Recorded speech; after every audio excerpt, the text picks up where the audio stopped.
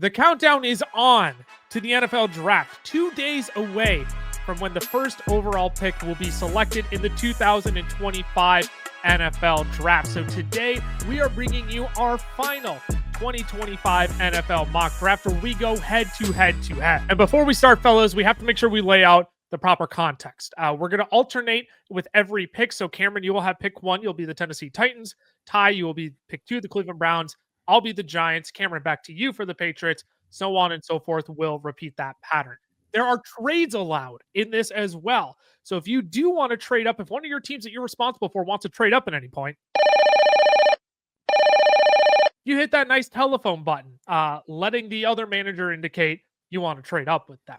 But lastly, this is a mock draft that not only incorporates our own opinion, but this is going to be more so predictive because at this point in the offseason, we're trying to figure out what's actually going to happen in the NFL draft, and it's less about our opinion. Now that you have all the context there, Cameron, you can go ahead and just select Cam Ward first overall. Yeah, it's definitely Cam Ward. I mean, at this point, it would probably be the greatest shock in draft history if Cam Ward is not taken first overall. You got to think, I mean, Titans probably are going to listen a little bit to if any crazy offer came in that truly blew him away, but it feels like a pretty close to 100% chance that Cam Ward is the pick for the Tennessee Titans. So lock it in. Cam Ward is the first overall pick for the Tennessee Titans. Ty, it comes to you here. Over the past couple of days, it seems like it's been ramping up that Travis Hunter is actually going to be the pick here for the Browns. Is that the route you are going to go, or who's your selection going to be? That is the route that I'm going to go. I feel like I can keep this one short and sweet. Travis Hunter fits a need at receiver, fits a need at corner. And while it's awesome and fun to kind of daydream and fantasy book the Abdul Carter and Myles Garrett kind of edge rush duo, is Cleveland going to be in a lead where you can have those edge rushers just hunting the quarterback? You do need to put up points at some point, and Travis Hunter will certainly help you along that way. I'm with you. I do think this is the route the Browns should go. Travis Hunter is my top overall player in this draft. If we're going to go best player available for me, it is Travis Hunter. By the way, we are doing this over on PFF's mock draft simulator. It is hands down the best mock draft tool out there. So if you want to go ahead and get your own mock drafts in, that's not a paid sponsor in any capacity, but want to make sure the good people at PFF get their credit here as well. I'm on the clock with the New York Giants. Either of you have teams that want to trade up here? I'm willing to field offers for Abdul Carter. Oh man. Yes, but I don't really want to pay what you're probably asking for. I think you are correct. It would be a steep price for Abdul Carter. I think that's the issue, right? Because it's when you look at the draft here, it feels like the top 3 are pretty settled in. Of these are the top 3, and then it's everybody else. So, yeah, I don't think I'd pay up for it with any of my teams. The thing is, too, with the Giants here, I was listening to Mina Kimes' show, and what she does, she has this phenomenal exercise throughout the offseason where about a month out from the NFL draft, she brings a guest on every week, and they run through basically a mock draft where she gives them 2 different scenarios. And for 3 of them, she offered a trade up with the New York Giants, and it took until Daniel Jeremiah where it took the first overall pick, or not first overall pick, the first pick this year, take a first next year, and then a second round pick as well this year. And you have to throw in some sort of comp pick next year. So it got messy pretty quick here. So if none of your teams are willing to trade up, the Giants, you just got to take best player here. Let's not get cute with Shedeur Sanders. Let's not do any of that. Abdul Carter is indeed going to be the pick here at 3. Now, before the actual draft starts, okay, because let's be honest, the draft kind of starts at 4 here. We are going to be live for the entire first round of the NFL draft this Thursday. It's already a scheduled event on our channel. So make sure you subscribe and hit that notification bell so you can join our watch party. We are going to have a blast. We're going to go head to head with a mock draft competition where we pin 3 mock drafts against each other, see who comes out on top. We have a ton of fun. We answer all of your questions in the live chat. We laugh along the way. You get all of our live reactions. It is one of our favorite episodes of the entire year. So if you want to join that live stream, make sure you subscribe, hit that notification bell, and go ahead, set yourself a reminder over on the live stream as well so you know as soon as we hit that live button.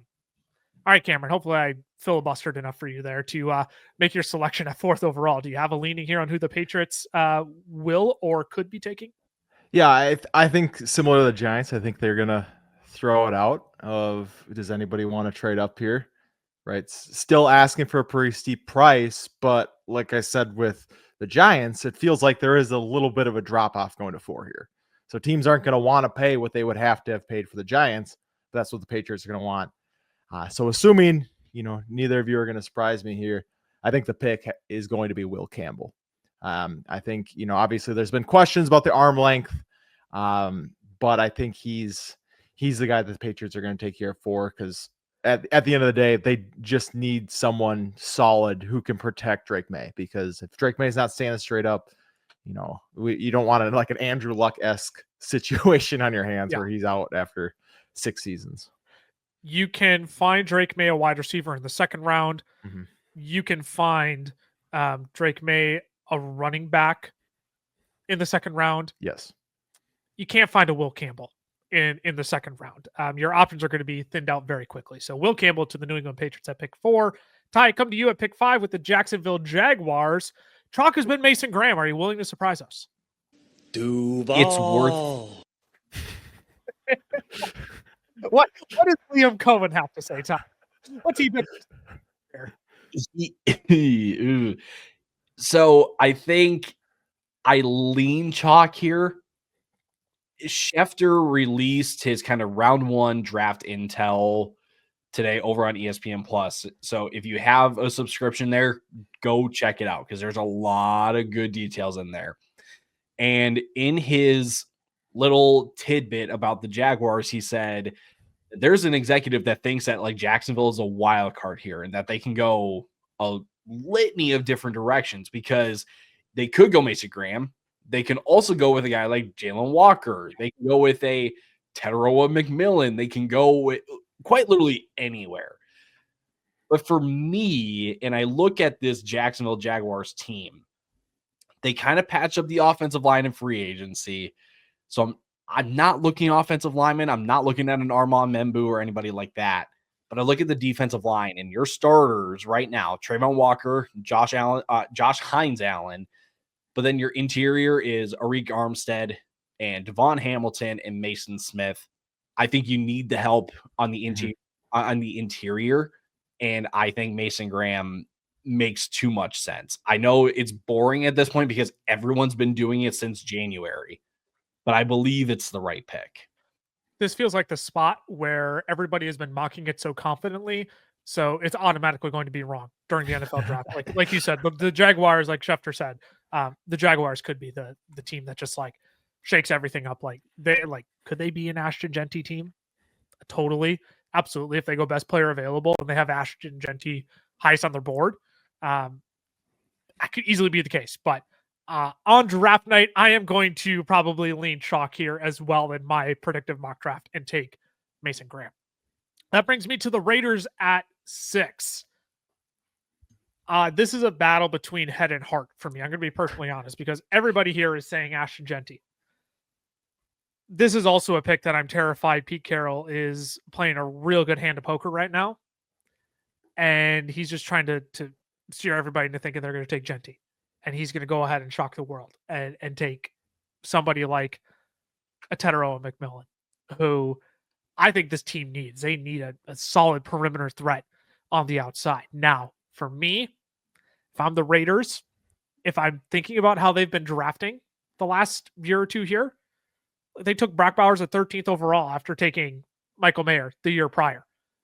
For me, I don't know how you look at this board and don't think best player available if you're the Raiders, because I have Genty highest. They have a need at running back. I get if you want to try and wait for TreVeyon Henderson in the second round. I wouldn't be surprised if TreVeyon Henderson goes at the end of the first round. I'll be perfectly honest with you. And then you're looking at Quinshon Judkins, and you have to ask yourself, how much do I actually like Quinshon Judkins compared to the best running back in this class, right? So with that in mind, I am going to take Ashton Genty. Again, you can find a wide receiver in the second round that can play on the perimeter with Brock Bowers and Jacoby Myers on the inside. The gap between Quinshon Judkins and Ashton Genty is a bigger gap in my mind than Tetero and McMillan, and who you can find in the second round. So I am going to take Ashton Genty there at 6, which Cameron brings us to you here at 7. The popular pick here is Armand Membu. There's a lot of Tyler Warren fans out there as well. I don't want to like tip off anybody's picks, but which way are you leaning here? Yeah, I'm definitely between the two of them. It's do I trust Tyler or do I trust, like Lance Zierlein here? And it's kind of which way are we going to lean? Yeah. But I will say, if you decided to pass there on Genty, I was hitting that telephone as fast as I could because I think the Bears, if he makes it past Yes. the Raiders, are going, we're not going to take a chance that the Saints might want him. We're going to move up 2 or 3 picks and go get him. Because I think it's right. If the Raiders are thinking about it, all of a sudden that becomes a hard trade to make. If the Raiders pass, I think the Bears and Ben Johnson are like, let's go get this done. So I just wanted to throw that out there. Yeah, totally. Look at a little different place. But let's be honest. Let's say the Raiders do take Ty. I mean, that's a spot where Chicago absolutely, I think, is looking to trade up 2-3 spots to make sure they get an Ashton Genty. It's different where I think if you're trading up to 4 to leapfrog everybody, or 5 even with Jacksonville, but if you're moving up, from 10 to 8, 10 to 7, that's definitely a little bit more reasonable than jumping how many other teams as well, where you just have to pay more capital. No, that's definitely where I'm at. If I'm the Jets, and I think Aaron Glenn's probably going to be on the same page, I think I'm going to go Armand Membu here and build up that offensive line. You understand it, right? It helps Justin Fields now. It helps, if Breece Hall's still on this team, with all the smoke going on there, it helps him now. But it also helps whoever the quarterback is of the future, right? If it becomes Justin Fields, if he has an awesome year, great. If you have to take a rookie next year, you'd rather have that offense line a little bit more solidified. Tyler Warren, right? I just think early tight ends are enough of a, are they going to pan out or not? Right? Because taking him at 7, he's got to be great. Tyler Warren does. And I'm not saying he can't be, and I think he will be, but I just think they're going to take, I don't want to say more of a sure thing, because you don't have a sure thing in the NFL draft, but I guess in my eyes, more of the sure thing. Sure. No, I hear you 100% on that. So Armand Membu is the pick here to the New York Jets at 7th overall. Ty, fascinating spot here, the Carolina Panthers. Look, it feels like everyone is chalking it up to defensive need. They could be a Tetero and McMillan surprise team here. They could also be a trade down candidate as well. Where's your gut taking you here? I'm opening this one up for a trade. I think Carolina is in the best spot of the top 10 because they can let everything play out. They have their own needs, but I believe that really it's pick 8. And you've heard other analysts say this, that there's a huge tier of players that everyone will feel similarly about and have graded out very, very similar, right? It's really this like 10 to 32 range. And I think Carolina is going to try to make some phone calls and say, hey, if you've got a guy that you believe is like the last player or two before that big kind of range of players, come on up to 8. The only problem is that I think teams are going to be willing to just sit. Which is where I'm at, because I'm looking at all my teams coming up here. You have to get past Atlanta before I'm like, yeah, I'm interested. And I don't think I want to pay the price to come all the way up to 8 when I think we're going to hit a tier break of players very quickly, because after the big 3, we can even say after pick 6, pick 7 here, it feels like the tier just flattens out so quickly. Exactly. And I really want to go kind of bold with this one, but I don't think I can. I think the one thing that Carolina has said before that they will stick with is that they want dogs. They want dudes on their team. And I think there is one player that is the epitome of that in this draft class. It's Jalen Walker. Yeah. And he's not everybody's cup of tea. Everyone may have the argument that he's kind of positionless.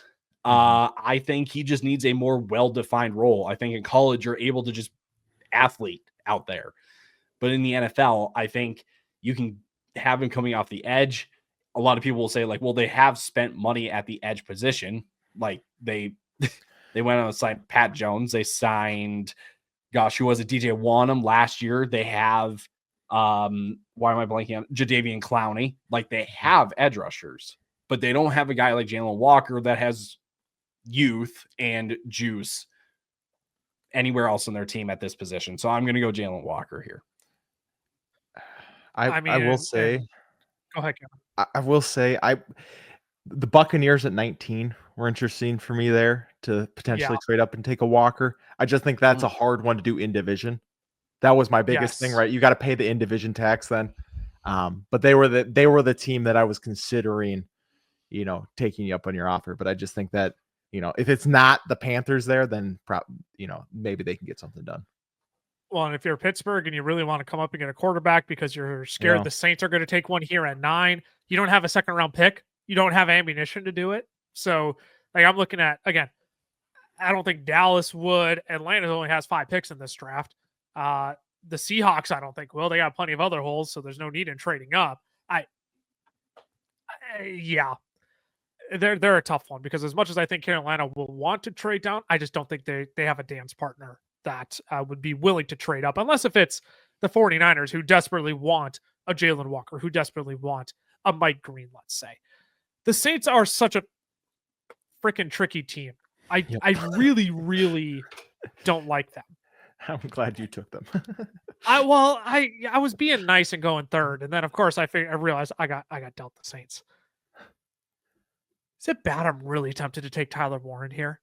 Is this a best player available spot? You need your Saints? Taysom Hill replacement. Saints got to continue it. I'm actually like halfway serious here. Yeah, no, I know they just signed Juwan Johnson to a lot of money. Yeah. Is that more ridiculous than the Raiders taking Brock Bowers at 13th last year after drafting Michael Mayer the year prior? Like if they were to double down on Tyler Warren here and Juwan Johnson? Like that's what I think about here. Yeah. Do I want it? I could take edge. I could take someone on the defense. I don't want to reach on a defensive tackle here. Walter Nolan is my next highest graded defensive tackle. I don't know if he's a top 10 pick. Do either Ty, you have any thoughts on this? Is I'm hashing this out? Because part of me is like, I just want to click Tyler Warren and get it done with because he's the highest on my big board and still at a position of need. And let's say I do trade back into the first round to get a quarterback. I got to have someone for him to throw the football to because Lord knows Chris Olave's health right now. It makes sense. I still find myself saying they need to go best player on defense because DB, that's another one they need. Golly. Yeah, you've got Kool-Aid McKinstry in going into his second year, but outside of him, it's Isaac Yiadom and Razon Wright and Rika Payton. I don't think you're going to feel too great about that. You can probably use some day 2 capital on that, but you've got big plans for day 2 capital because you probably need to go get a quarterback. Yeah. So you then look at your defensive line. You just signed Chase Young to a big extension. You have Carl Granderson under a pretty decently sized contract. Cameron Jordan is getting up there in age. So what are you going to do there? Got Chase Young back, don't you?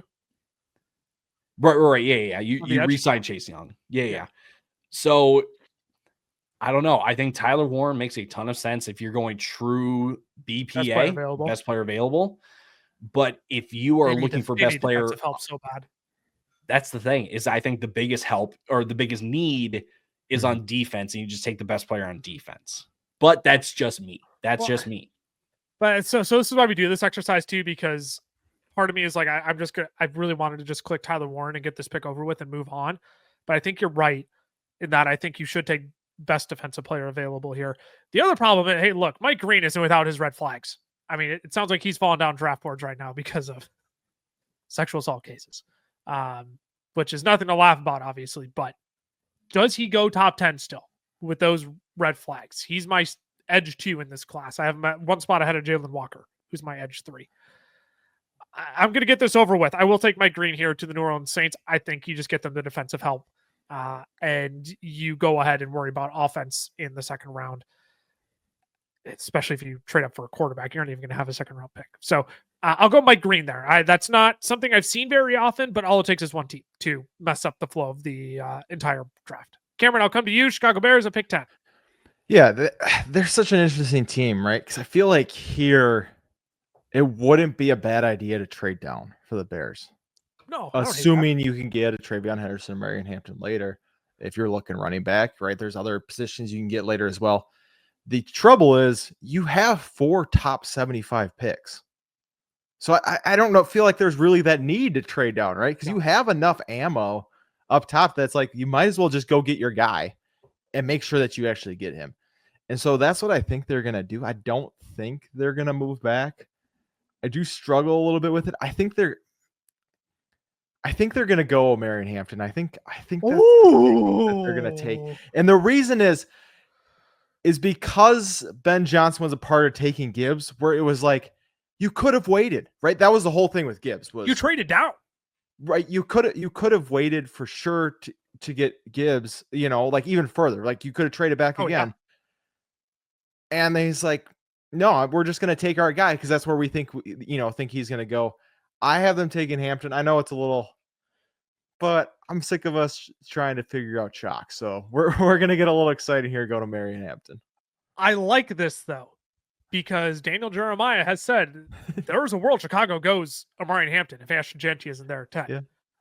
I love Ty's faces whenever I see. So you're a little shocked here, Ty. Ty's always down there like, whoa.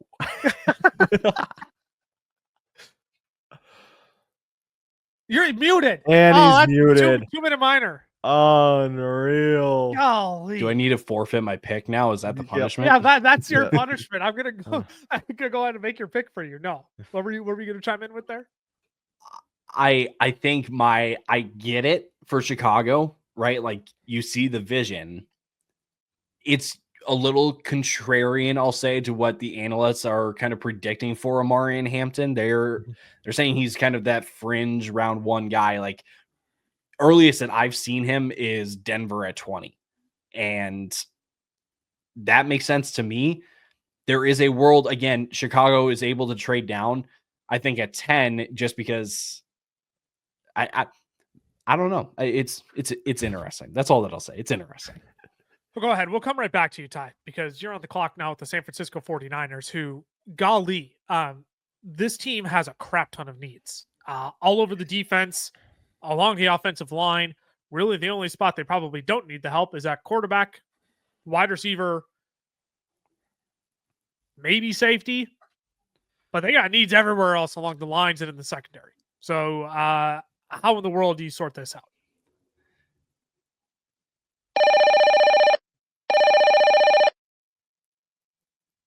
Are you trading up with yourself? I didn't hit that button. He sure is. He sure is. Who's trading up? I got the Colts coming up. Oh. I got the Colts. I think. Oh, no, that is your team. I had them at 5. I'm like, hold on, that's my team. No, Yeah. I stand corrected. The Colts coming up. I like this. I like this a lot for the Colts. I got the Colts. If we really want to get specific and like try to nail the trade package, no, we should. We're not just going to force this trade for the sake of forcing trades. We're going to go Okay. ahead and try to build up a package here.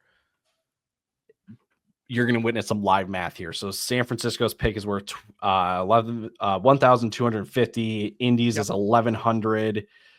Indy can probably send their 3rd round pick, which is 1,290.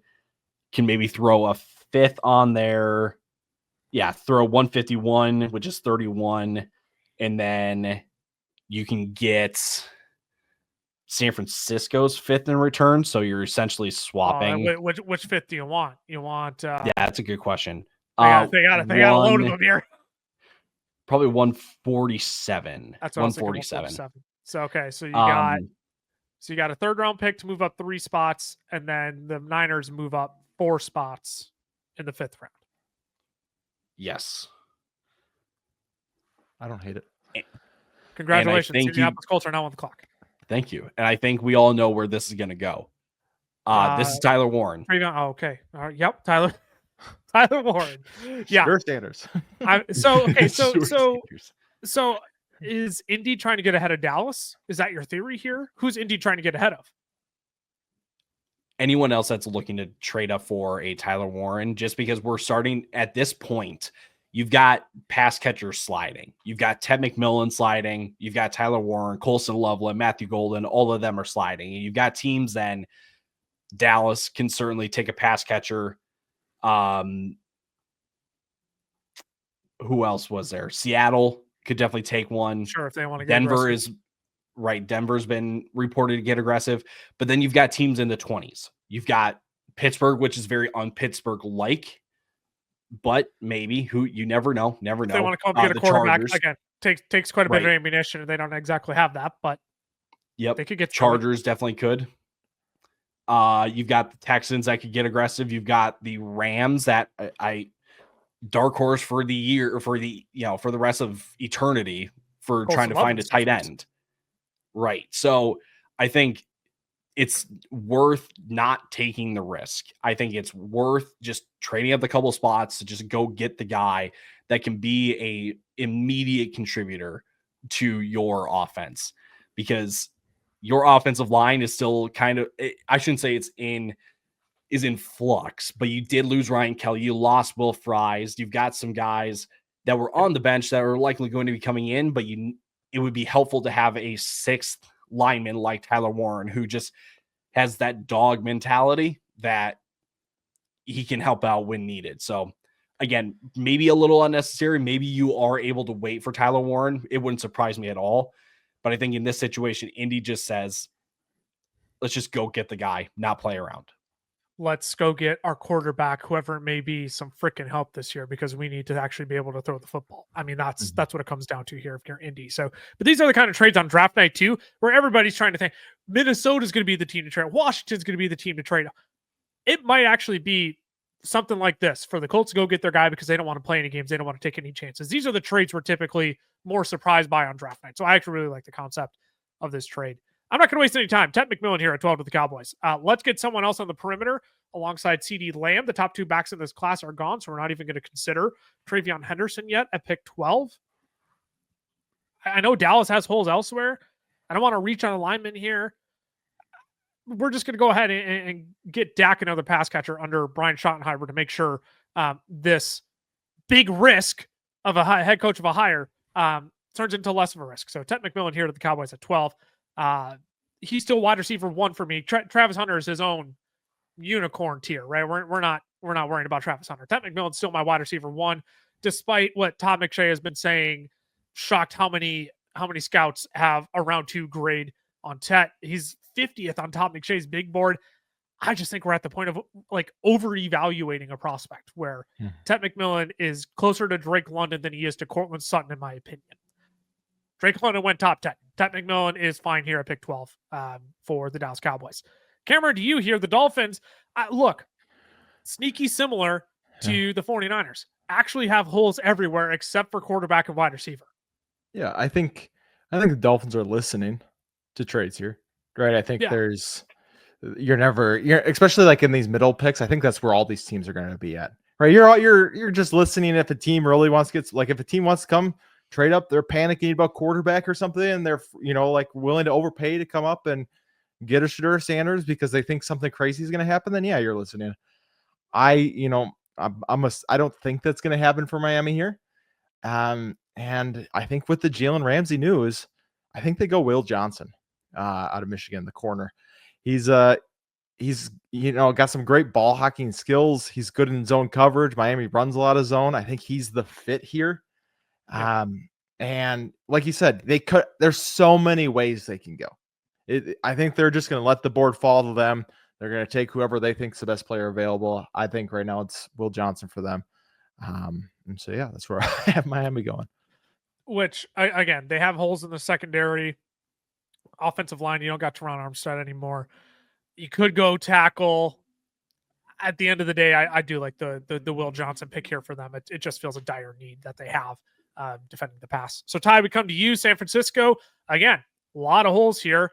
But also, like, Will Johnson is debatably the only player they were probably considering here. So their options are still wide open, basically. Yeah, so I debated taking Will Johnson at 11 because there is the need at corner. But when you look back on all draft classes for San Francisco, can you name me an early day one or a day one corner that they've drafted? Yeah, right. They don't use that capital on corners. They Like don't. Diamador Lenore, 5th round pick. They're Renardo Green they use on a 2nd round pick on last year. I feel like the 2nd round is like the earliest that they start looking for corners. And I think this corner class, you can find a double trade down already. I think the Bucks are wondering if you'd like to move back to 19. I mean, we've stockpiled some capital already, so why not? What you got for me? All right, so I gotta do Ty's math here. So I mean, obviously we're giving you 19. Tampa's only got 14. 6 picks this year. I gotta make up. How much do I gotta make up? Only You gotta make 1,600. What is 84 worth? Oh no, 84. yeah, only 160. Sorry, right? Is that what I'm looking at? Yeah, 170. So if I throw in You still need another 50 then. to throw in Another what 50 number? points. Yeah, That 50 would points. be like Probably go like it'd be like a 4th Fourth. or 5th next year. Yeah, you want to throw that on for me, Lucas? 84 and a 4th. Is that right? Am I looking at that correct? Or am Yeah. I off? Yeah, All right. you can't see like next year capital, but like the fourth this year for Tampa is roughly like 50 points, which Yeah. I'm good with I'll assume gets it there. Yep, I'm good with that. All right, Tampa trading up, double trade down for San Francisco. I like it. We'll send it through. Let's get a little crazy. Let's do it. So Cameron, you're on the clock here now. Who Yeah. have the Tampa Bay Buccaneers want? I think they go Jihad Campbell here. Yeah, they do. Yeah, I they think- do. I think the big reason you're trading there is you're looking at Atlanta. You don't want to see him in division. You think, Raheem Morris might be looking to go, edge rusher. So you go get your guy, you jump over a divisional rival in the meantime. I think it's kind of a win on all fronts for Tampa here. And with how quickly edge rushers can be flying off the board Yep. here, you might not be left with many options here. So Jihad Campbell goes to the Tampa Bay Buccaneers at pick 14 in this mock draft. So Atlanta, what are the odds they skip out on defense for what? The 20th straight year, 4th straight year, realistically? I mean, Seriously. I'm looking at all wide receivers on the board, or Mhm. wide receivers, edge rushers on the board, defensive players on the board. And that's where they got need. Jihad Yeah. Campbell is going to be a very big temptation here for the Atlanta Falcons. Now, I don't know how this team has graded out the likes. No, that's not what I want. I want to filter by position. Lucas, you idiot! You're trying to I type was in like, that. wow, Trying to we're type- going I mean, down you the got- board. It's gonna. I'm going Wow. really far down. I don't know how all these teams have Michael Williams, Shamar Stewart, James Yeah. Pierce, Ezraku ranked. I'm going to go Michael Williams here. Technically, Shamar Stewart is my next highest player, but the gap between him and Michael is literally one player for me. Go ahead, Ty. I know you're the GM of this team, Yep. but can I interest you in one Jahdae Barron for this team? No, not here. No. Oh, interesting. I look, I know there's a need in No. the secondary alongside AJ Terrell. Gosh, you've got to get some help up front, man. Yeah. Grady Jarrett's out of Sure. town now. You've put this off for the last basically 3 years. You got to get some help here. Get Raheem Morris, someone freaky from Georgia, right? So we're gonna go Michael Williams here. We're gonna get one of those Georgia boys in here, and maybe I'll admit the tiebreaker here for me. I'll give a little bit of a hat tip here to the guys over at NFL Stock Exchange. Low moving cost, baby. Low moving cost here for Michael Williams. You are staying in state. Hey. Cameron, you are on the clock. Arizona Cardinals, pick 16 to wrap out the first half of the first round. Yeah, I mean, it's usually a pretty good idea to take Georgia Bulldog front 7 players. They they tend to be pretty decent. If you haven't seen the Philadelphia Eagles before, Yeah, right. but Ty, Doesn't work you out might at not- all. Ever. you might not be able to get the Falcons I on board, love but you this can pick, though. sure get the Cardinals on board with Jahdae Barron here. Yeah. Ooh, interesting. I think they go get some more secondary help. I think him and Will Johnson are pretty clearly the best two Two best. corners in this draft. And I think you go get a guy that you kind of look as a blue chip player, at 16. So I think they're going to be very excited. I don't think it's necessarily the biggest need that they have here, but I This is think the best player available for me. I think it's the best player available in a position that they do have a little bit of a need in. There we go. First I like round, it. first half of the first round in the books here with Jahdae Barron to the Arizona Cardinals. We'll take a quick break. We'll be right back with the second half of the first round. Today's podcast episode is brought to you by our friends over at Underdog Fantasy. Now, we love Underdog. It is the easiest place to play best ball formats, and they even have their own form of player props called Pick'em.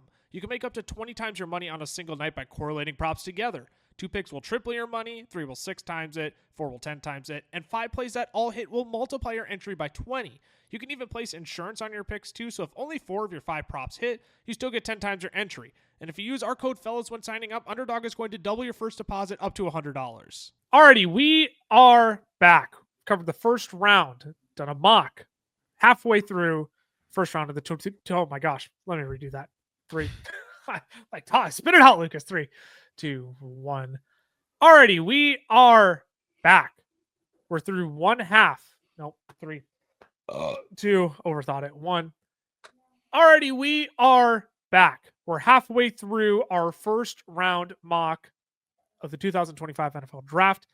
Tyler, you are on the clock here with the Cincinnati Bengals.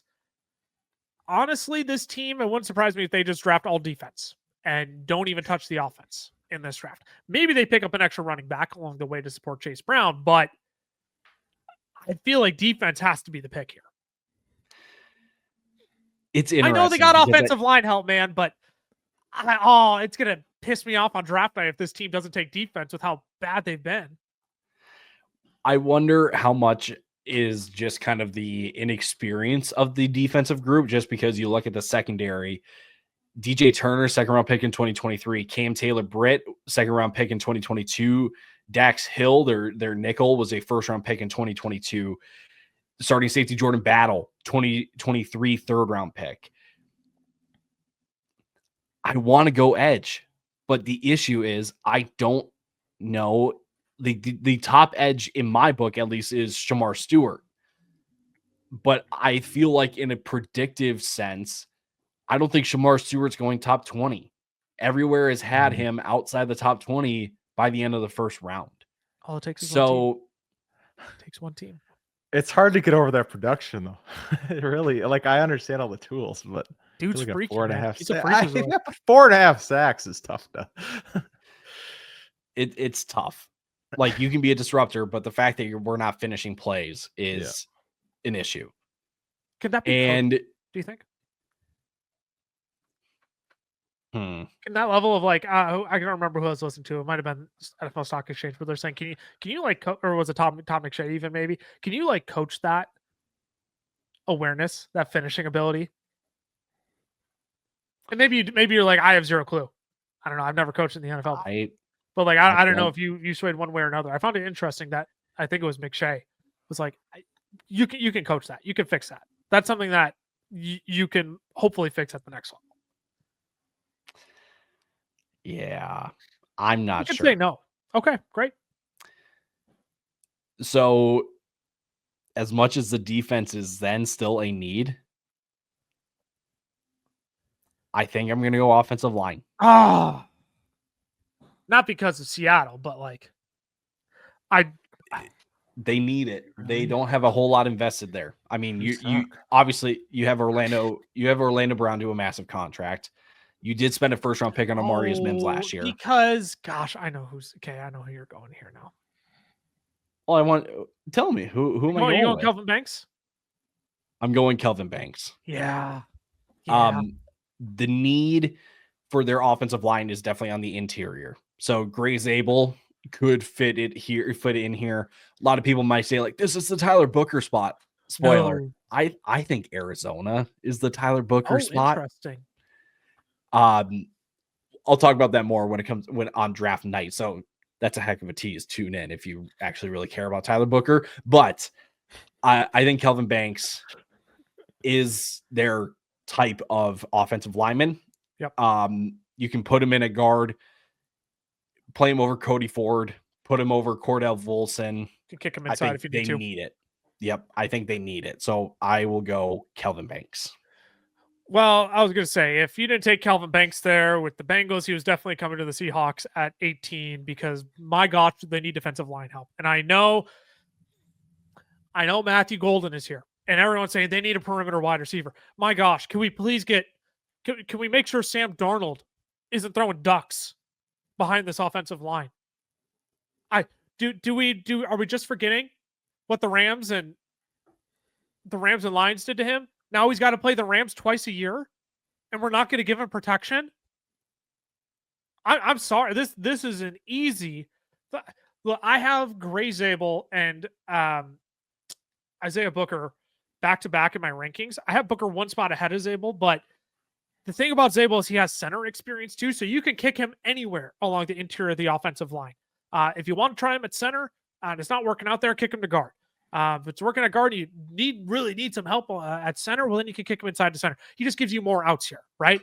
So I'm going to take Gray Zabel here. I think I just said Zabel, but Gray Zabel I'm going to take here at 18 for the Seahawks because, my gosh, we need to make sure Sam Darnold can actually throw the ball to the wide receiver we spent a first-round pick on and the guy we the Seahawks expected, that everybody else unexpectedly we signed out of free agency. So Gray Zabel there for the Seattle Seahawks. Ty, you're technically the San Francisco 49ers here. Cameron traded up with you for the Bucks to get Jihad Campbell.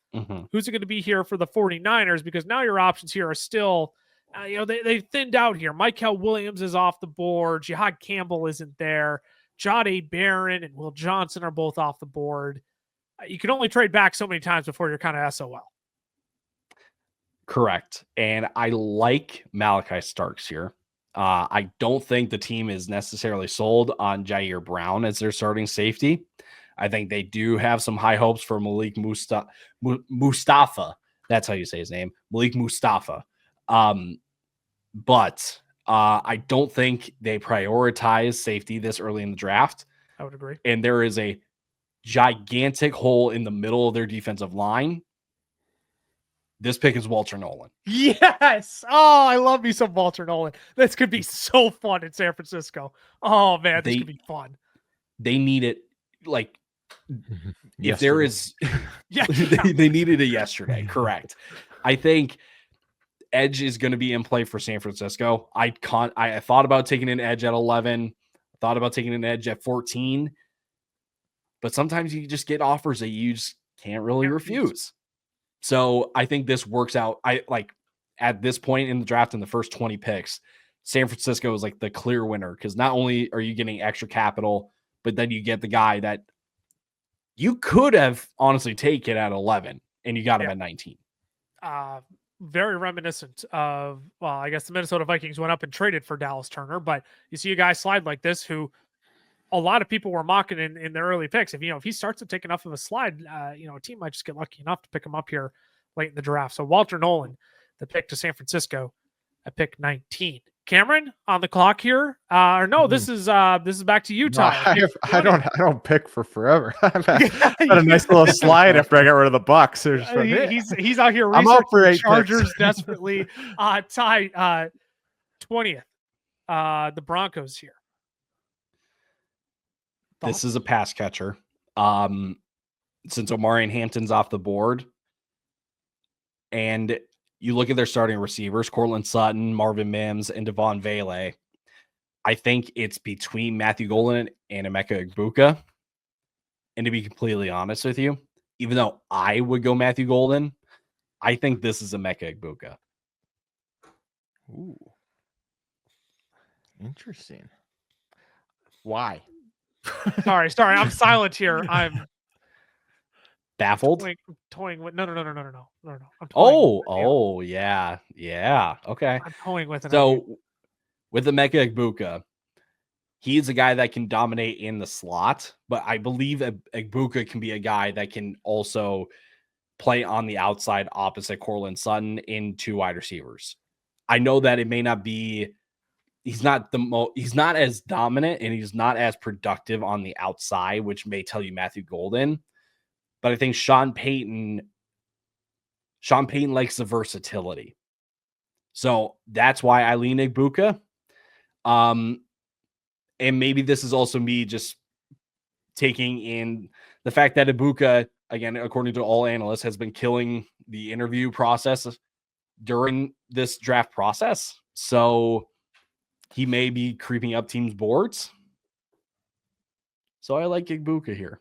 A little different. If Amari Hampton isn't there, I do think this team does need the wide receiver help. And I have Emeka ahead of Matthew Golden here in this class. So, yeah, I like this pick here for Denver to go Emeka Ibuka.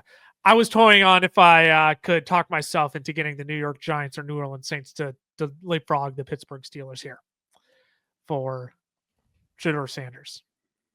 Couldn't force myself to do it. Just because I don't think the one team that could maybe talk themselves into it is the Saints, but to jump up 20 picks from the second round, that would cost a heck of a lot of draft capital. Maybe Mickey Loomis would be crazy enough to do it. Part of me, I'm just not going to take the chance on that one. Because I actually don't know if the Saints would trade up that much to leapfrog the Steelers, who I do think end up taking Shedeur Sanders here. Let's go get a quarterback. We need somebody. Aaron Rodgers is playing games. We're tired of your games here, Aaron. Go ahead. Enjoy your life in Cancun. We're done playing games. We're going to go ahead and draft our quarterback of the future here in Shedeur Sanders. I don't love this for Shedeur. I don't love the landing spot. I think Shedeur would be much better on a team like the New Orleans Saints. But again, in a mock draft that's predictive on a team that desperately needs quarterback above all else, let's just give him my quarterback two in this draft, which is Shedeur Sanders. Cameron, you are now on the clock. Yep. I am. I'm recognizing I should have made a trade. Actually, I don't have control of the team, so I can't say I should make a trade. I'm surprised, Ty, you didn't come up from 26 with the Rams because there's someone by the name of Colson Loveland still sitting here on the board. And so I was actually consider but I do think it's difficult here because you get here now you have Matthew Golden here as well. And I think that would make it a tougher decision for the Chargers. This is a tough spot here for the Chargers. You do need that wide receiver help. Because it's like, how much do you trust Colson Loveland, in this situation? I'm going to put it on the screen when we get it. Ty introduced me to NFL.com/draft/IQ, or just draft IQ. But they have like the targets for each team or who they think. For the Chargers, the top 4 players, they're all Michigan Wolverines. It's Mason Graham, Will Johnson, Colson Loveland, and Kenneth Grant. So it's just like, I wonder where he's going to go. Harbaugh, recruited Colson Loveland. So I have a really hard time thinking that he pivots away from it. I think I might have a team who's interested in trading up here, but I don't think that the Chargers are going to listen, knowing the Rams are at 26. So I'm going to have them go Colson Loveland. So it would be behind. Interesting. It would be behind the Rams. Yeah. Colson Loveland here, the pick to the Chargers at 22. Yeah, I'm really shocked. I know you're on the clock here with the Packers, but I was surprised. I think if Loveland falls past Denver, the Rams are going to come knocking aggressively to Pittsburgh and say, "Hey, look, you take whatever quarterback you want this late. We want Colson Loveland," and they'll pay the price for that. Gosh, you keep muting yourself. Oh no, there you came off mute. Look, he was just talking. Taking his time. No. You started talking and no sound came out on my end. That's 5-minute major. Go ahead. I thought about the Rams coming up, but I think Denver more likely to trade up than trade down. I think if Denver was going to trade back, they would trade back with a team looking for a quarterback to get ahead of Pittsburgh. I don't think they would listen to a Rams package for a Colson Loveland. So I get it. And I was not about to trade down a third time with the Niners either. So I get it. I think you could see the Rams maybe try to get aggressive with Cincinnati right after Arizona, because they know Arizona is not going to take an offensive weapon. They're not going to take a pass catcher. Seattle definitely could at 18. So you could see them try to make a phone call with Cincinnati. Hindsight's 2020. Maybe should have, but I think Cincinnati makes sense. It makes sense for them to just stick and pick with a lineman, or defensive lineman and edge rusher. So Green Bay, wide receiver, edge rusher. Those are the two most common options. It's their two biggest need. Debatably, cornerback is one of their bigger needs as well. You could probably put that in the same tier. You got a plethora of them. You got Tremar Stewart. You got Matthew Golden. You can go ahead if you really want to take a Maxwell Harrison. If you want to take a Trey Amos here, you can. But it seems like wide receiver or edge is probably going to end up being the pick. So what does Green Bay never choose in the first round? Wide receiver. But come on, you got Matthew Golden Correct. sitting right here. No, they never do. Why would that We're just change gonna this stick by year? that. Okay. All right. I'm just trying to push the envelope. That's all. Edge rusher. There it is. There it is. There it is. This is not what you think. It's I'm not the wondering. Rams. No, I don't have the Rams.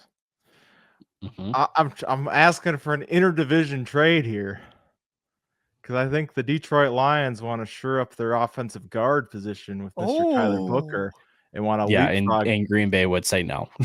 You think so?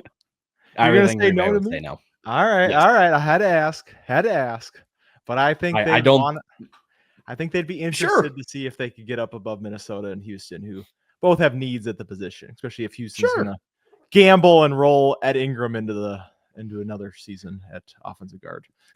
Sure. I mean, Detroit will want to, but I think Green Bay is going to be like, we're not going to All let right. you stay up top with it. So Hey, we saw how that went with Kwesi a few years back. Yeah, Yeah, I don't fair think we enough. want to be like Fair enough. Fair enough. yeah. I figured I'd ask. I figured there was a chance you say no, but I figured I'd ask. Let's get to the pick. This is going to be Trey Amos for me. in this- In the spirit of probably taking a guy a little too high, yeah, I think there is I don't know why corner isn't talked about more with this team. I like Malachi Starks just because right now you're trotting out Evan Williams as your starting safety alongside Xavier McKinney. But I think Trey Amos is kind of the safety the corner that they need. Obviously, you let Eric Stokes walk. Who knows what Jair Alexander's going to do after this year? Like, who knows where he's going to be? It sounds like he will be there this year. But you sign Nate Hobbs in free agency. Nate Hobbs is a nickel, right? He plays in the slot. He's not necessarily an outside guy. So your other starting outside corner, I should say not just your cornerback room outside of Jair Alexander is Carrington Valentine, is Keyshawn Nixon, Kamal Hayden, Caleb Hayes, and Isaiah Dunn, according to our lads. Trey Amos, yes, maybe a little early, maybe a little rich. But I think what he offers this Green Bay team, length and size with some versatility, which is what Green Bay wanted to do last year. They wanted to mix up man and zone. I think Amos can give them some press coverage ability too. So I think that's their target. I think because of the versatility, they build up the cornerback room. this could be back-to-back secondary picks here. If you're the Minnesota Vikings in this spot, Malachi Starks falls to you here, pick 24. Knowing that the Vikings only have 5 picks in this year's draft. So Do you can I take ask a Malachi question? Starks or do you trade back? I was going to say, how do we determine which day 2 teams trade up and who's responsible for them based on who? It's the teams you're assigned. Okay, based on the first round.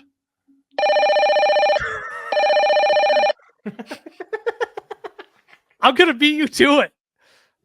The New Orleans Saints are calling.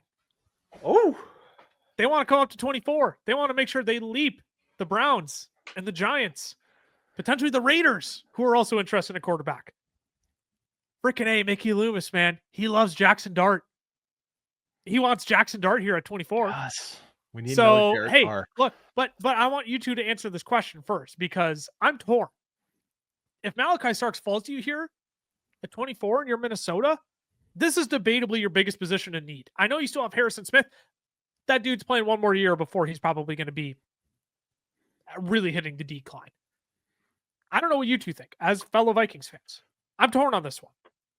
I got too much PTSD. So from when we took freaking Lewis Cine.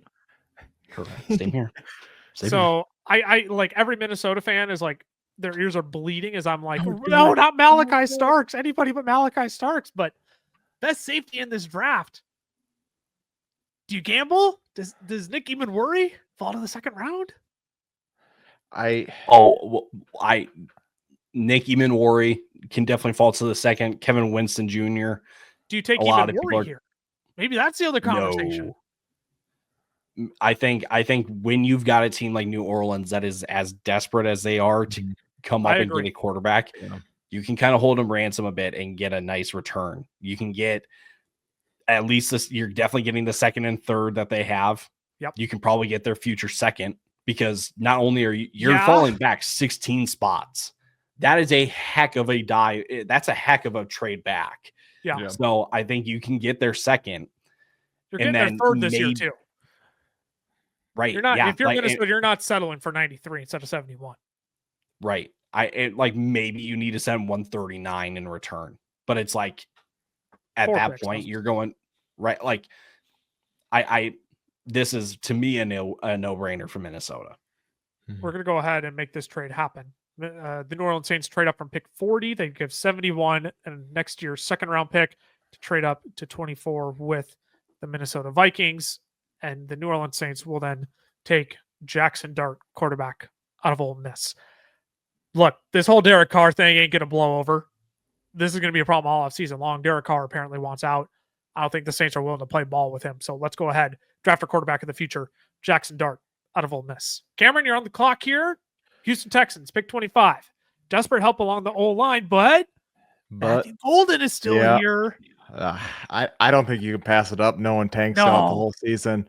Knowing he might not come back to ever be the same. Right? You give CJ Stroud 2 studs. I don't think you can pass that up. I think that's where they go here. I think they take a hard look at Tyler Booker. I think they might. Josh Simmons is the other name that I'm like halfway convinced they take. Yeah. Maybe, try and talk themselves into it, some of the other O-line, but I just don't think you can pass up Matthew Golden if he slides to you here.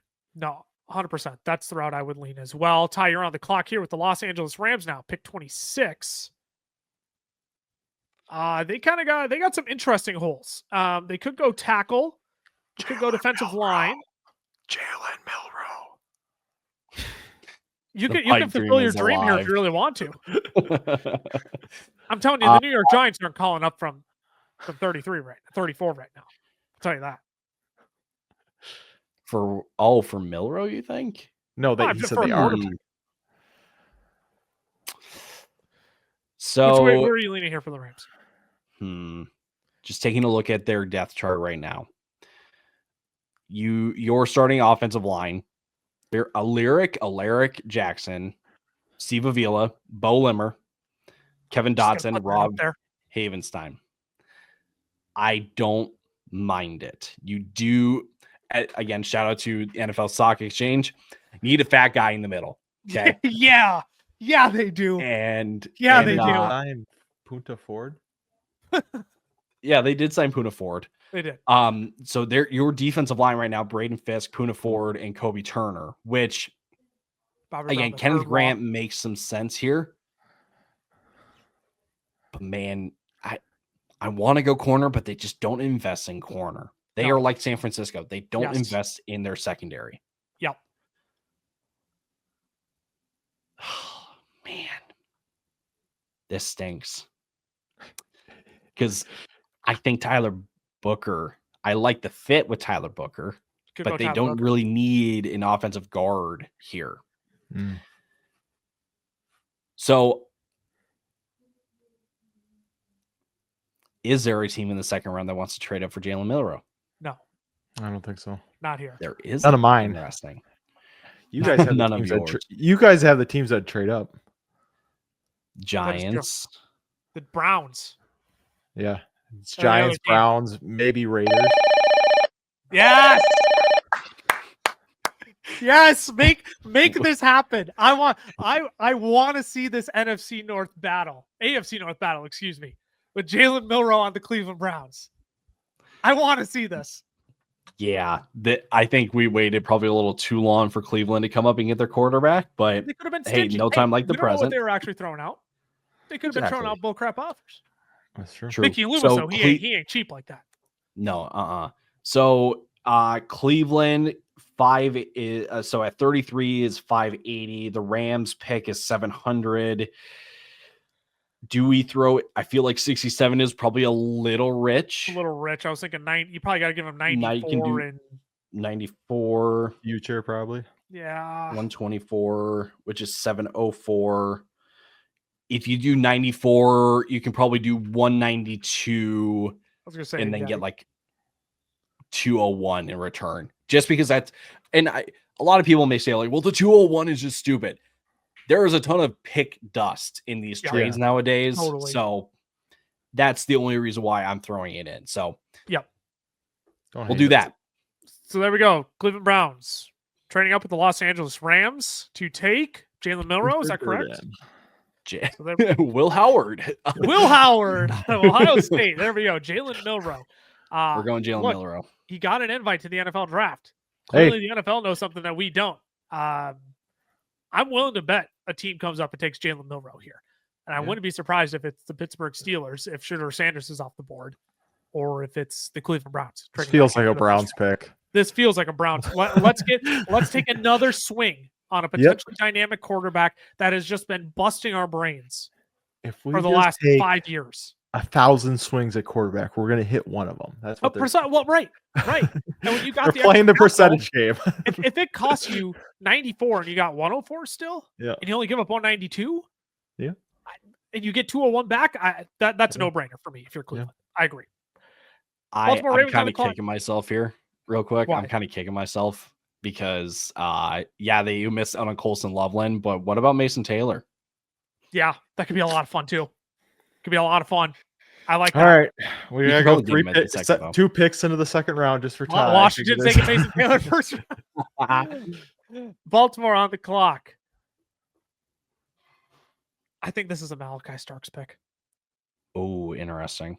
The Ravens just get so lucky with these players. Best player available, falls right to him. You let Kyle Hamilton play down and in on the action more, where he's been really good. You let him play like a missile coming in off the edge.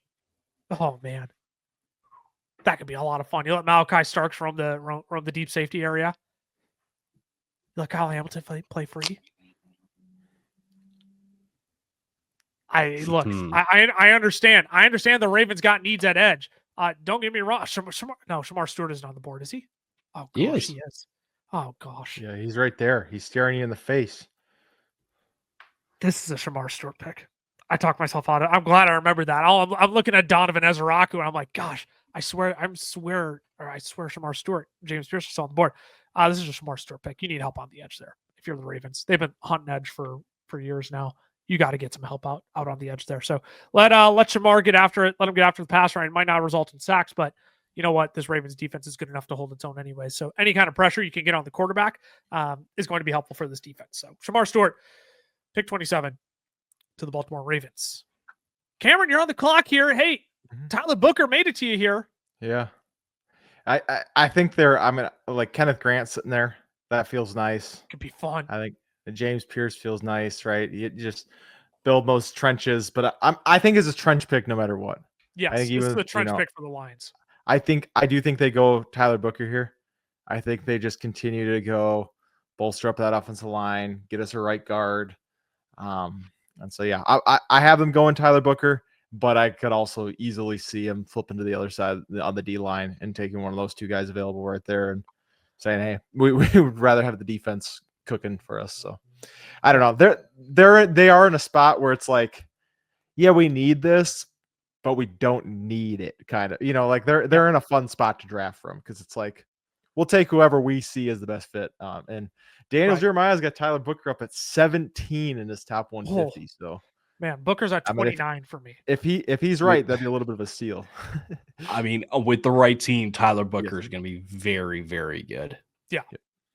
So the fit with Detroit, I think, could be extremely nice there. And they get him at 28. Ty, to you at 29 here for Washington. This feels like a locked-in edge pick, and it's whoever's best available. And thankfully, you still got James Pierce. You've got Donovan Ezeraku. There's a Nick Scorton fan club that exists out there. I mean, they do have a few options here that they could take. Yeah, but no. This, Travion, baby. This is Malachi Starks. Oh, I thought you were going to trade Cameron's like, please. Oh, He would love This love is- that with Jaden Daniels. Oh man. Oh man, speed. Speed tour. This is Malachi Starks. You lost Jeremy Chin in free agency. Your current starting safeties, Will Harris and Quan Martin. Quan Martin, nice little player. But Malachi Starks is kind of that chess piece that Dan Quinn can get all over the field. And with how good he is at all areas of the game, I think Malachi Starks is a great fit for Washington. This is also a massive trade down spot just because with all the activity that Washington has done this year in the offseason. I don't think that they need to necessarily force a pick here, but with teams already trading up for their quarterbacks, I just don't know if there's a team in the second that would want to trade up here. So Malachi Starks to the Commanders. Yeah, with the Browns trading up, the Saints trading up, I wonder if they're out of dance partners here to make that happen. The Bills are on the clock here, pick 30.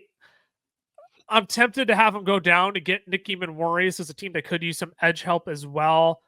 I wonder if they're looking for cornerback help so badly, though. Maxwell Hairston. This is a Maxwell Harris. If I thought if Trey Amos didn't slide here, or if Trey Amos slid, if he was still available, this would have been a Trey Amos pick because I think the Bills probably want to have a little bit more of a physical defender on the outside. But look, Harrison's speed, man. Speed is his game. They can play him in zone coverage. That's what they want to do anyways. So I will give him Maxwell Hairston here, even though, this could be a James Pierce pick. If you want it to be, I'm leaning corner here for them, some sort of secondary help. And I do think it's probably going to end up being a cornerback and not a safety. We're going to make it Maxwell Hairston here out of Kentucky. Cameron on the clock. Chiefs at 31. Josh Simmons is here. If they're taking tackle, they could go edge if they want. Got a fat guy in the middle if you want to add someone next to Chris Jones. My heart wants it to be Travion Henderson. From a purely fantasy football perspective, hey, my heart on wants my big it. board or 27 on my big board. Excuse me. I'm not gonna have it. I got the Chicago Bears jumping up here to grab Mr. Kenneth Grant. I think you got a couple picks. Go get a big guy in the middle, right? The slide's been a little too long. I like this. See, so that's what I think you're sitting there with 39-41. Go make something happen. Go make it happen a little bit. I don't have a trade package at all for you. It just came to me. No, you're good. You're good. So we got to get up to 31 from 39. It's about 90 points you need here. 72 is going to be a little rich. That's 230. So Yeah. You could probably get a fourth from Kansas City in return. Yes, we could toss though if we want to give them what? 133. It would probably have 133. to. Yeah. 133. Because 95 is the end of the third. Yep, it's still a 3. Or could you go 148 and like a 5th next year? No, I don't think that'll get it done if you're the Chiefs. I think it's got to probably be 72, and you got to get something in return. Yeah, and I don't see. That's why I think you just go big here for the Bears. I don't hate that trade. You move up 8 spots, go get Kenneth Grant, really solidify that defensive line. Kind of makes that Omarion Hampton pick work a little bit more from the front. So yeah. So you're the Bears 39 and 72 to get 31 and 133 in return. Chicago Bears come up and take Kenneth Grant out of Michigan to stop the slide. Tyler with the last pick in the first round. Philadelphia Eagles. Who are they going to take? This one. There's a lot of different ways they can go. I feel like a lot of people say edge rusher because, well, that's what Howie Roseman does. It's like they're good on edge, man. They've got Nolan Smith, they've got Bryce Huff, who was scratched for the Super Bowl, so maybe they're not super high on him. But you signed Azeez Ojulari, you have Jalix Hunt, who they are high on. Then you went out and signed Josh Uche, who was formerly with Kansas City and formerly with New England. Like, they have edge rushers. So, like, Donovan Ezraku, I don't think he's in play here. James Pierce, sure, maybe just because he's got traits, but yeah, I don't think you need to force edge. Nick Scorton has been a pretty popular name, but to be honest, I think this pick, Philadelphia needs to look into the future a bit. And I know this guy didn't play on the right side of the offensive line, but dang it, when he was healthy, the dude might have just been the best tackle in the class. He might have been tackle 1. Oh, man. So this is just a luxury pick. You can have Josh Simmons sit and learn from Lane Johnson, who seems to be at the end of his career, with your offensive line coach. I forget his name, but like these guys just develop offensive linemen like no other team in the league. And I think Josh Simmons makes a ton of sense for them. Josh Simmons wraps up the first round. Where did he go? Right up top. Right at the top. Third down. Oh, he wasn't. There he is. I'm blind. Josh Simmons. There you have it. Wraps out our first round. There you go. Over on YouTube, I'll give you the full screen here of the. Oh, I won't be able to get everybody. We'll cut off. We'll cut off 16 and 32 for you there. If you're an audio listener, I'm sorry. I'm not going to run through all these names and teams, but that's why you should make sure you're subscribed over to the YouTube channel so you can actually see the picks that were happening live. You can see the draft and how it turned out. And so you can also come hang out with us on Thursday night when we are live for the entire first round of the NFL draft, answering all of your questions, reacting to every pick. We are going to have a ton of fun. We are going to put the party in watch party. All right. We're going all out for this. We do it every year. So make sure you're joining us. Make sure you set a reminder over on our channel as well to come watch with us on Thursday night. You can follow our other socials as well. FFFellas on Twitter, the FFLs on Instagram, Fantasy Football Fellas on Facebook and TikTok. I am at Lucas Wenzel on X, CamLaw FFF for Cameron, Tyler_Plath for Ty. No Wednesday episode this week because we're going live on Thursday. We got to save all of our energy for that. Are you kidding me? 4 hours of live streaming. We got to save our energy. So make sure you're there. Be there or be square. Thursday, 7 p.m. here on YouTube, on Twitter, on Facebook, on Instagram, on TikTok, all of them. Come join us for the NFL draft. We'll see you all then. Deuces. Deuces.